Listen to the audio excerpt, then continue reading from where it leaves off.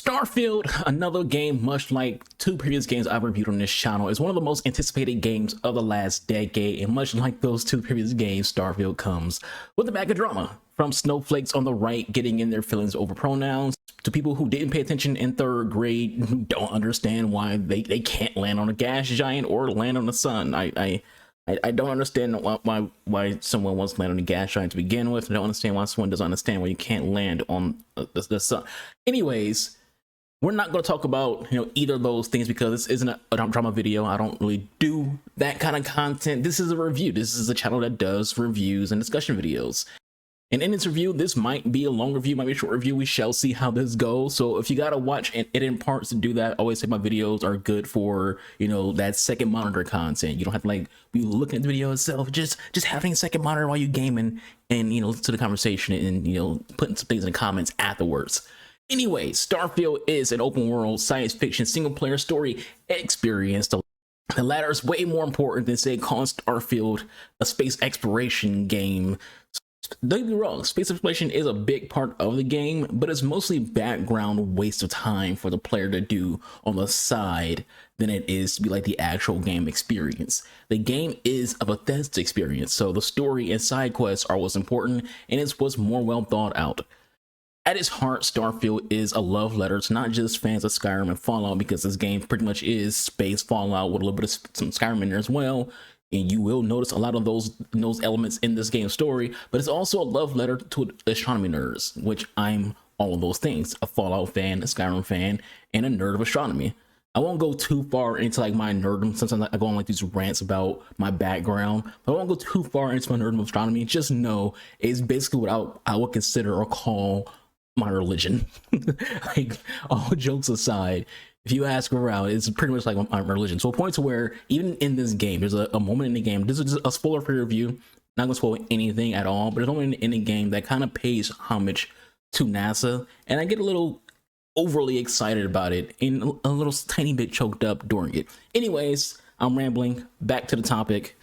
The story of Starfield centers around a group named Constellation and some artifacts. Constellation, whom your character is a part of, is searching for these artifacts that contains the mysteries of space. These artifacts are more than they seem, as you would expect in any way involving science fiction. And in some ways, these artifacts are kind of similar to the beacons in Mass Effect, where much like the beacons, the artifacts give the player visions of some sort. Not just the player yourself, but also other members of the game can also experience the visions, and some people won't experience visions at all. So it kind of cherry picks. Maybe some with DNA code, who knows, on who can see visions and who just interacts with the objects, and nothing happens at all. While searching the Milky Way for these artifacts, much like most Bethesda games, the real game opens up when you aren't doing the main quest line. Taking part in faction quests is truly where the story experience for Starfield gets great. Dealing with the Crimson Fleet, the United Colonies military, Rusian, which is basically like a copy paste of Arasaka from Cyberpunk. A Fallout S group known as the Freestar Rangers, similar to the Rangers of Fallout, but not as cool when it comes to their outfit design. So moving on a little bit, because like I said, I don't want this video to be too long, so I'm gonna try to move through these segments at a quicker rate. Character creator. The character creator of Starfield is pretty solid. There's a lot of presets you can use as a starting template. Some fair sliders to change that template into being a unique character that doesn't resemble other player characters. You can choose to make your character slim, muscular, or even chubby if you want to. If you want to be an overweight space pirate, you can do that in this game. That is up to you. My brothers and sisters out there isn't a lot of hair options for us, but there is enough for us to feel okay with our hair for our characters. All in all, it's not a bad character creator, but Bethesda usually does pretty okay with character creators in their latest games, aka things dating back to Skyrim. Pre-Skyrim, it was pretty bad, but that's because video games at that point weren't very good when it comes to character creator, because things age and things were old back then. But post Skyrim, everything's been really good when it comes to Bethesda and their character creator. But if you're someone like me who wants to spend 30 minutes making a character, you can do that. And if you're someone who just wants to, do something quickly, you can do that. There's something there for everyone when it comes to character creator. You can have your creative freedom flow, or you can just be like, just give me a dude, I'm ready to go.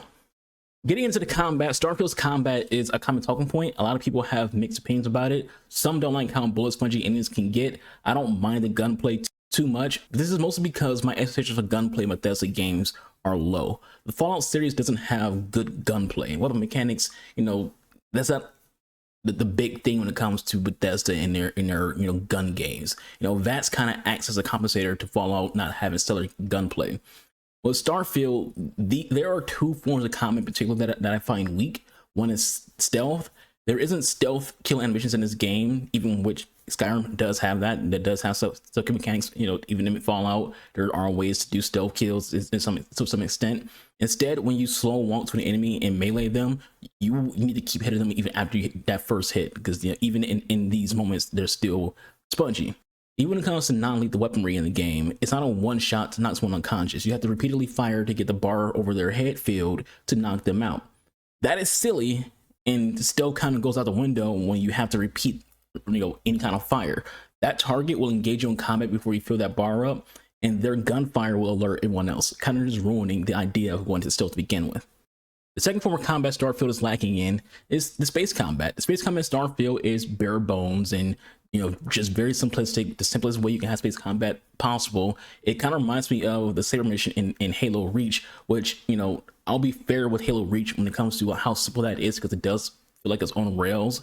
But that's one mission in one game in a series that doesn't focus on space combat in game. But in Starfield's case, space combat is just as much part of the game as any other form of the game itself. But it leaves a lot to be desired, especially if you're someone like me who has played, air combat games like Hawks and Ace Combat, played space combat games like Starfield Squadrons, Elite Dangerous, Star Trek Online, and a few others. The thing that sets those games in a better standing is control and defense. Starfield Space Combat leaves a lot to be desired, as mentioned before. It does that because the game lacks those cool features you want in dogfights. Defensive maneuvers. There are no countermeasures like dispensing flares when enemies lock on with rockets, and doing some barrel rolls and suspends and things like that to avoid taking damage. Sure, you can excuse this by pointing out how easy it is to be tanky in any game and have some very overpowered weaponry on your ship that makes all the dogfights in the game very easy. Enemies won't be too much of a problem for you in this game on very hard, let alone if you're playing on normal. But regardless of that, having some kind of defensive maneuvers and countermeasures just sells the experience a little more, in my opinion. In the background, you will see some combat from Starfield, Elite Dangerous, No Man's Sky, and Star Wars Squadrons. You just for yourself which one looks like a more fun experience. It's not your day, my dude. They know not what they do.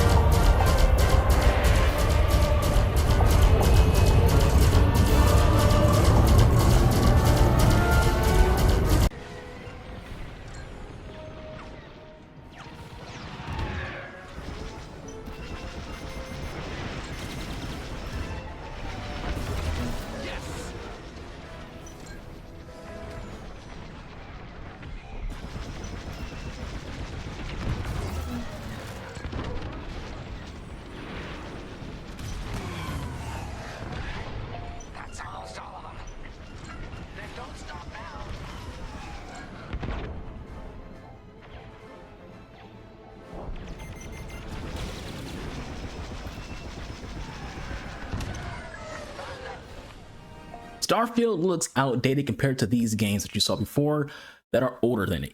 And yes, I know those games focus way more on space combat while Starfield focuses on numerous different aspects for a complete game with multiple stories, missions, planets, etc. But back to the gunplay, Starfield isn't going to blow you away here. There isn't a cover system for the player, even though sometimes you'll see the AI, both enemy and friendly, take cover. The reload speeds is inconsistent. Weapon fire lanes are inconsistent, so your character is hella inaccurate, but But if you are someone who enjoys a gunplay of Fallout, you won't mind Starfields because it's literally just the same combat as Fallout 76 and Fallout 4, just without VATS. For those who never played a Fallout game and wondering what the hell is VATS, he said VATS more than once. I don't know what VATS is. Get this guy off my goddamn screen. VATS is a feature in the Fallout games. It's legendary and as important to Fallout as anything else in the game, period. It's one of the most iconic features of Fallout. It's a stat-based combat system that prompts with the UI slowing down time or outright pausing time to allow you to get a better chance to landing your shots. Since in Bethesda games that involve gun combat, weapons can be very inaccurate. The name VATS is an acronym for Vault-Tec Assisted Targeting System. So the name literally tells you what the purpose is. It's literally just meant for you to be able to have better aim. It's gonna be based on your stats too. So it's not like just like, oh, it's just automatically auto aim. If your character doesn't have certain statistics in Fallout, you can still miss your shots even in VATS. So what's about the companions? Well, most of the members of Constellation can not only be just your companions, but also your romance options, where there's 2 levels to the romance. There is the base level, which is just flirtation and you're kind of like boyfriend, girlfriend, or boyfriend, boyfriend, or girlfriend, girlfriend, whichever you may choose. You know, you just like each other. Then there's also an option in the game where you can become committed to that companion in forms of marriage. Each companion, if you get their affinity high enough and you choose to romance them, will have a story mission for you to embark on. Think like the Meloids missions in Mass Effect games or Dragon Age games for that matter. At the end of the day, the companions do kind of just turn into exactly what they are in Fallout Elder Scrolls. Pack mules that you have around just securing things for you. They are more well thought out and scripted and acted than the companions in the past Bethesda games, but they pale in comparison to the companions from like Baldur's Gate 3 and any BioWare game. So if you're someone who plays Baldur's Gate 3 or a BioWare game and you play this game, you will feel like, damn, these companions could be a lot better. You know, but you know, they're not bad. They all do have enough personality for you to enjoy their companionship, especially since you can actually assign all your companions to your spaceship, even if they aren't your active companions. So members of the Constellation will always be around you to interact with, be on your ship, get your ship boost if they're good at like piloting, you get a piloting boost, you know, and things like that. Overall, I'd say Starfield is a fantastic game when the pace is right, you're taking part in those faction missions I mentioned before, but on average, Starfield leaves a lot on the table and has you wishing there was more to the game. It's great going from planet to planet or moon to moon, but since there is no you know taking your ship all the way into orbit, flying into the orbit, and then flying into another location from planet to planet, you feel let down in this aspect. You will see No Man's Sky or any other game where you can fly from space, go through the atmosphere, land on a planet, or take off, go through the atmosphere, go into space. It doesn't happen in this game. You get like short cutscenes that's basically act as like a loading screen, and then when you travel from star system to star system, that is also going to just put you into a loading screen. There are a lot of things that hold this game back, in my opinion. My score for Starfield is a 7 out of 10. It is a good game, better than Fallout 4. It has a lot more replay value as well. The Undercover Cop quest line might be the best mission line in the entire game. It's really fun. There was quite a bit of frustrating things in this game as well, and I'll mention those things now. I'm just going to rattle off like a lot of the things that I've experienced myself in this game that lowered this game to being just a 7. The game has had constant crashes for me. I've had days where my Starfield would crash 3 times in one play session. I've had freezes, I've had missions not activating, bugged quests, NPCs you need to talk to not responding to prompts if you're trying to talk to them. Some NPCs who you need to talk to for quest completions and activations would just float away from you. And when I say float away, I literally mean float away. Jackass right here is freaking glitched and won't get out of the spot.